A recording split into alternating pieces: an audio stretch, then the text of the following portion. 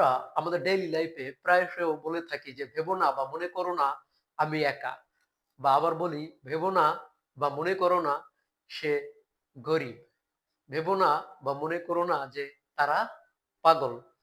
তো to translate this type of sentence into Bangla, you have to follow just a very very simple formula. যে এই ধরনের বাক্যকে বাংলায় অনুবাদ করতে হলে তোমাকে কি করতে হবে? সামান্য একটা ফর্মুলা বা স্ট্রাকচার ফলো করতে হবে, and that is don't think plus extension. I repeat, don't think plus extension. Have a look here. আমি এখানে লিখেছি ভেবো না বা মনে করো না আমি একা। তাহলে কি করব? দ্য স্ট্রাকচারটা কি ছিল? Don't think, don't think, don't think মানে হচ্ছে ভেবো না বা মনে করো না, ভেবো না বা মনে করো না, ডোন্ট থিংক। তাহলে কি? আমি একা, একা মানে কি? অ্যালোন। তাহলে don't think I am alone, don't think I am alone. ভেবো না বা মনে করো না আমি একা।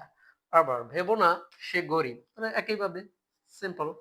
ডোন্ট থিংক, ডোন্ট থিংক সে, সে হচ্ছে হি বা শি, যা দাও।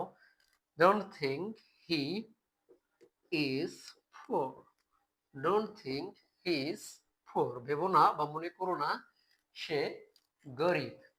আবার ভেবো না তারা পাগল, same. Don't think, don't think তারা, তারা হচ্ছে কি? দে, দের পরে হবে আর, দে আর ক্রেজি, ক্রেজি অর ম্যাড। যে ভেবো না বা মনে করো না তারা পাগল। আশা করি বুঝতে পেরেছো। Thank you.